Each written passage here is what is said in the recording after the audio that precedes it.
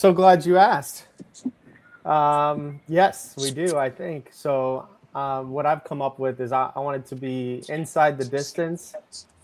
So, the kind of has a little play on how I typically bet. So, most of my bets and most of my reads typically are violence based reads. So, inside the distance, I keep very close to my heart. Cool. All right. So as of now, that's what we'll go with. And at the bottom of the third hour each and every week, it's inside the distance. So let's look at this Saturday. Ironically, I believe Juliana said that she is the first fight on the card. So let me pull up the card. Yep. I'm sure you have the card as well. And I do. the first fight of the night, Juliana Miller versus Carla Judice. Give me your thoughts, because she's a little ticked off. She's ticked off that she's such a huge underdog. She doesn't think it's warranted. And she's saying she's going to win this fight. You're the expert inside the distance, so talk to me. Yeah, I was going to actually start with this fight. I didn't know if we were going to get through all of them or if we were going to pick. So I actually just wanted to definitely talk about this. Carly Judy and Juliana Miller.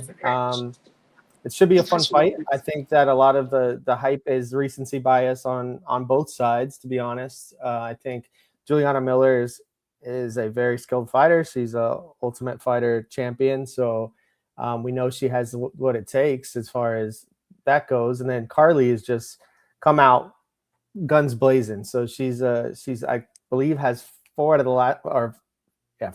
of 5 wins are by KO. And she's never gone. I think she's lost the decision, I think, or 2. But anyways, it should be a fun fight. I think that it's warranted only because what we're seeing from Carly Judice right now. I think she's a clean striker. I think that she carries a lot of power, which is rare for this division and rare for the ladies fights in general. So I'm leaning on the Carly Judice side personally. I think that it's going to be a closer fight than the line indicates. But I think it should be a fun one to kick it off. All right. So I know that I asked you this last week. I'm not a gambler. I have got caught up in it. You know, the online, it's fun. It adds to it. You know, I'm betting $1 here. I get carried away and do $2. So it's no big deal.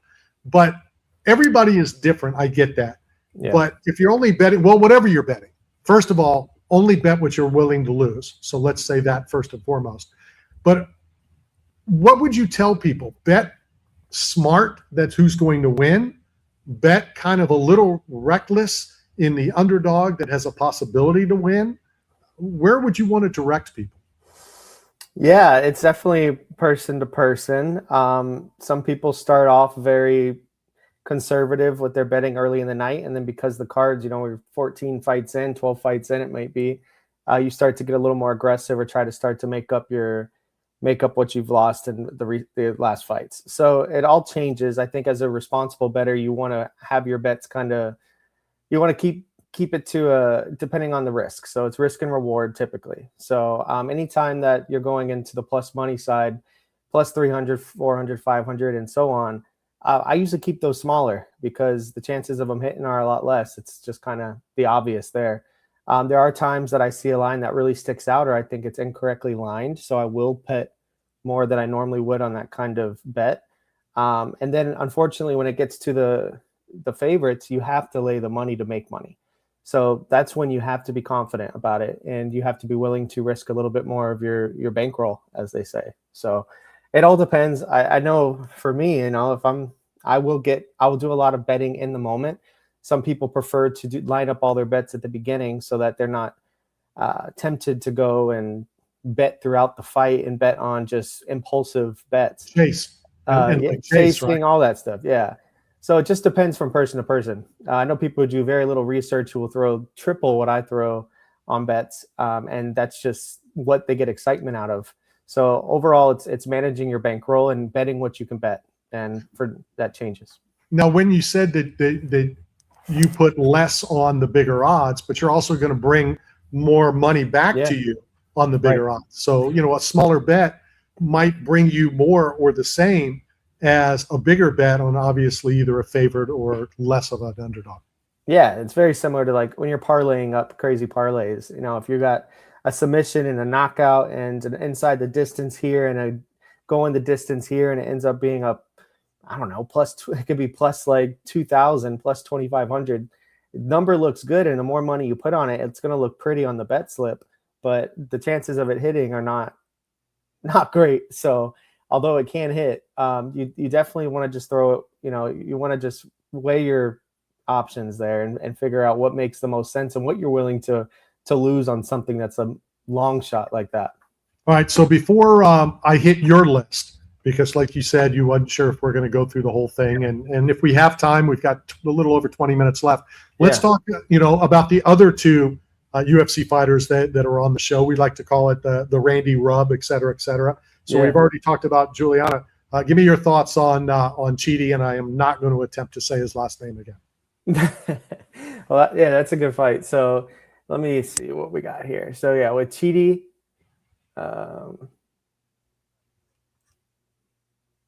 sorry, I'm losing my spot here. Okay, yeah, Carlos Leal. Yeah, so with Chidi Njokuani and Carlos Leal, fun fight. I mean, this is going to be striker versus striker. I like it a lot. This is what I like to see when I'm betting, because there's not as many factors as some other fights where you can be betting a side of a striker and he gets taken down for 12 minutes of the fight. So I think we're going to see this fight on the feet for a majority of it. I'm leaning on the side of Leal, personally. I like the power that he carries. Although Chidi is always a shot, I think that this is one of those fights where I really want to look at the weight cut, because in the last few appearances he's had, there have been some rough weight cuts. He tends to do well and respond well even when he has a bad weight cut. So it's one of those fighters that it's not as of a huge issue when I see it coming from Chidi, because it's kind of just part of the game, I think, from his side. But overall, I think the power of Leal and kind of the streaking that he's been going through. I know he took a pretty aggressive loss recently, where he got knocked out. But I think he's able to bounce back here. I think it's either way going to be a fun fight. I think it's close to a pick 'em personally, so I don't have a heavy favorite on this as far as where I'm leaning. But I feel that my money would be a little better spent on the Leal side. All right, so far you're saying the Randy Rub is 0 for 2 going to be on Saturday. How about Puna? Give me your thoughts on Puna's fight. Yeah, I like Punahele Soriano and Ramiz Brahimaj, I think. So Brahimaj is on quite a run here. I mean, he's picking up some steam. Of course. No, I'm not. I don't think I'm on him though. So I'm a big Puna fan, and I like, again, the power that Puna carries. He's got the wrestling, which is great. We don't always see it. He's using it more as of recently. Again, I would line this as a pick 'em. I don't know exactly what the line's currently at. I could probably peek at it real quick, but from what I'm seeing, there was crazy line movement on the Ramiz side. It shifted quite a bit from what it opened at. So he's now a favorite. So in the betting world, they call it a line flip. So it went from a fighter being the underdog to a fighter being the favorite. So you always wonder what that could be if it's just sharp money coming in on that side. We don't always know unless you have eyes and ears everywhere. But let me ask you this. Let me jump in. You're the expert on this. The UFC has had a couple now, where this has happened and then they've pulled the fights. So how do they know, that what last time or this time? What is that glaring thing that money all of a sudden changes it, and why would this fight go off? Where in the past, when something like this happened, it did. Yeah, I don't think the line movement has been to that degree of a total. It was only lined. I think Punahele opened up at a minus 180, and I think now he's the underdog. So really, what some people can take that as is it was just lined. I mean, Vegas isn't going to line everything perfect. So I think that's what we would chalk this one up to. I don't think it's been that drastic that it's really, really shooting up. So I think that's where they have to look at where the money's coming from, how much of the money's coming from it. And for this instance, I think it was just a miss line. I think it's going to be a close fight. But at the same time, when you see money come in like this, some people run on the other side again because they know they can get that fighter at better value. And that's that's part of kind of what we talked about last time too, is waiting can always help too. It's not always catching that line, because I'm sure some people thought the line would keep moving in the way of Soriano. So by waiting, you're going to get Soriano at a better number. Yeah, I'm getting them. I'm gonna do it right now, live on the air, since he was on the show. It's there done. we go. And once I'm out of the state, I can't do it online. So, there you go. So we talked about, or you talked about the 3 fighters that were on the show. Give me a name or two, that you're thinking about putting a shekel, I believe it's called. Yeah. I think a fighter that is going to be a really interesting fight is going to be Alden Correa. He's a up and coming dude. He came through Dana White's Contender Series. He's looked phenomenal in his first appearance. So this will be his second fight in the UFC. He's fighting Luis Gruel, who had a lot of hype coming in. He had some credentials in the wrestling side. He definitely has the athletic ability, but it seemed to kind of be a little stagnant since coming into the UFC. So a lot of hype right now is on the Korea side. You can still get him at a pretty good number. I think it's minus 200 right now. So I think for a guy like that, with the potential he has, I think that's a good piece to put in possibly a smaller parlay. I wouldn't put too much money on it because he's still to some degree unproven other than the first appearance. But from what's checking out right now, he looks like a prospect. He looks like somebody who should move through pretty quickly. And I think this matchup is right for him. He also is training in the Houston area, so he's going to be a hometown guy. He trains with Joshua Van, so we know he's getting good work in. He knows he's with a good team. So, I really like him. And I will certainly be putting him in parlays, if not looking at his knockout prop, because he's a sharpshooter. A couple other names that MMA and UFC fans are familiar with. O'Day Osborne, your thoughts? Yeah, O'Day. I mean, what O'Day is gonna come this weekend is the question. Right. We've seen some fluctuations with when he's from fight to fight. So I'm always a big fan of O'Day. I love his style. I love how athletic he is. He's fighting a Dana White Ultimate Fighter alumni. He had some hype coming into the Ultimate Fighter. He's a well-rounded wrestler, so it's going to be probably a striker versus wrestler matchup. It's some people might call O'Day a gatekeeper at this point. He's kind of hanging out there, and he's kind of a little bit all over the place with his performances. But I lean on the O'Day side a little bit. This might be a fight that I'm holding off on the betting side. It could be just a value bet side for me, where I might look at the Alibi submission or something like that, because I think if he can get O'Day down, I think he can be held there for a little bit. So that might be something I'm looking at. But as far as really putting money on this fight, it's not marked as one of my go-tos for the week. And I'm just going to throw this out. I don't consider O'Day a gatekeeper. A gatekeeper to me would be like Kenny Florian or Uriah Faber. He's never really been in the title shot. He's been 2 steps away from that, to be in that category as far as I'm concerned. Yeah.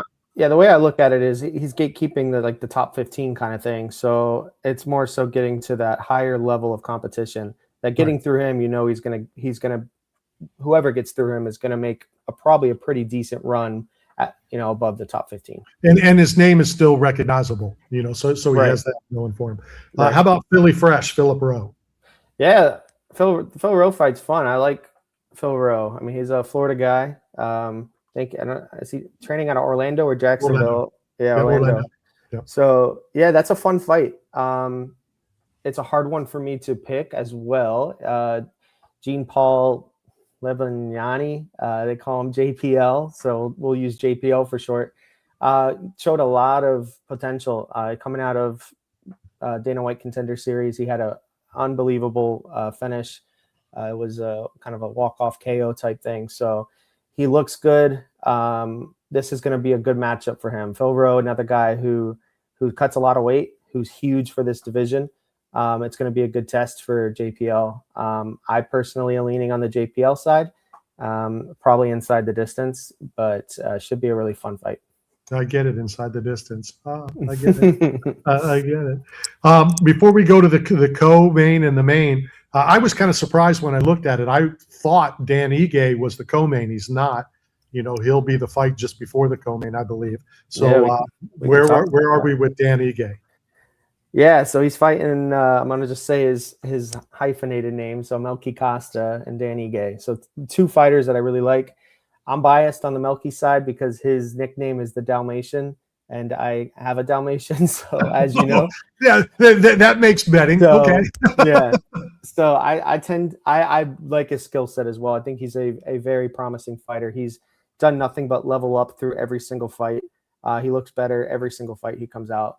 Ige, I think we know what we're going to get with Ige. We're going to get a consistent dog here as far as he doesn't quit on himself. He throws to lay somebody flat out. So that's always a fun one to put money on. So if anyone's looking for something fun, that's probably going to carry some decent value. If I can find it real quick, it's probably close to, it's probably a pretty juicy line. And you can put just a little bit on it for a Danny Gay knockout, because if one lands, he could certainly put anybody out in that division. But I think Melky is just a very, very well-rounded fighter. He's continuously improving. I think it's most likely going to be a decision. I think putting Danny Gay out is a hard task. It's never been done. It could certainly happen, but I don't really favor that. So I'm looking at a back and forth fight here between, I think it could be a contender for fight of the night. And I'm leaning on the Melky side. Danny Ige plus 180 on your local internet site. Yeah. And did you see what it was by his finish by chance? I'll take a peek. I should probably have this. Okay. So 500. So you're looking at plus 500 on probably his, I mean, he can scrape a decision for sure, but I mean, knockouts always a fun one with him. So anyone who wants a little bit of fun money, then if it hits, that's a good one to play. Let's we got plenty of time, a good 10 minutes left, but let's jump to the main event. Your former middleweight champ, Sean Strickland. I was kind of surprised. Again, I'm not a gambler. I'm getting into it, learning it a little bit now that we're inside the distance. Sean Strickland, I consider this to be a massive underdog. Yeah, and I was wrong last week because I thought this line would continue skyrocketing in the side of Hernandez, and it's kind of leveled out a little bit. It seems like some money is definitely going on Strickland. We know that Strickland's got the tools. He's been there. He's been the champ. He's been against the best competition for the last 4 or 5 years. So we know he can get business done here. It's a matter of if his game plan plays out the way it should. We've always heard that he's a wrestler, or he can wrestle, and he keeps up with some of the highest level wrestlers in his camps and in his gym. But as far as putting that together inside the cage, we've yet to see. So I think there's a lot of question marks with that. And if it's a stand-up fight, I think he hangs in there. I think it's back and forth. I think he's going to manage his distance, and he's going to push forward like he always does, and he'll continue to pick apart Hernandez. I tend to see Hernandez making this very ugly, as he normally does. He's going to press forward. He's going to meet him in the middle. He's going to try to get it to the ground. If he doesn't, he'll keep trying. These are two guys that have some of the best cardio in this division by far. Hernandez is kind of that guy you always sprinkle on the 3, 4, and 5 props on him, because definitely if he's in a 5-round fight, you're getting crazy value at 4 and 5. And I'm referring to round 4, round 5. Finishing potential. So I always am going to play that when Hernandez fights in play. And Strickland is great money, and it's definitely could be something that, again, recency bias. We're seeing Hernandez shoot up and beat better competition, and we're seeing Strickland kind of be where Strickland's always been. So I personally lean on the Hernandez side on this fight. I think it's going to be a great fight. I think it can end early. I think it can go late. So it's a hard one to line. But as far as the value goes, I'm loving the later props on this fight. All right. So we touched on the Danny Ige. We touched on the main. Let's briefly look at the co-main. And I'm not going to attempt one, but the other, Jeff Neal, veteran, obviously, of the UFC. Yep. So we got Jeff Neal and Euros Medic, Exactly. I believe. Yeah. So this is going to be a banger. This is a fun fight. This is what I live for, stuff like this. Again, probably a stand-up fight. Medic is I believe he's finished every win he's had, I think, has been by a knockout. So we already know what we're going to get with him. He's a killer be killed fighter. He's going to go out on his shield. So it's kind of seeing if Jeff Neal can put it back together. He went out from a spinning elbow from Pratis that probably anybody would have gone out from. So I don't really discredit him. I don't think he's sliding down at this point. I think he just kind of got caught. So I personally like the Jeff Neal side here. I think that his boxing is superior. I think Uros Medic is going to have he's going to be aggressive. He's going to meet him in the middle, and he's got the power.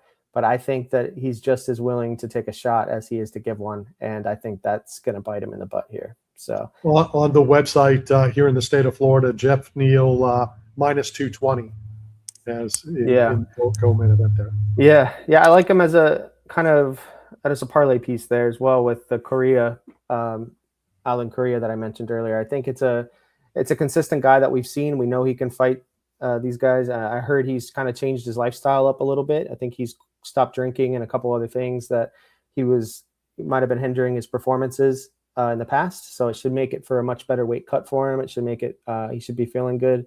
So I like Jeff Neal here. Any others that we haven't talked about that you've spent some time researching? Yeah, one that I definitely want to touch on is we got an undefeated 11-0, two guys going at it. So we have Josiah Harrell and Jacoby Smith, both 11-0. Both are coming from Jacoby Smith is coming from Contender Series. He's already been in the octagon, I believe, 2 times. It might be 3 already. He's a fast starter. He's got a crazy background in wrestling. I think he was a Division I wrestler. DC's kind of taken him under his wing, so we know he's going to be prepared for this fight.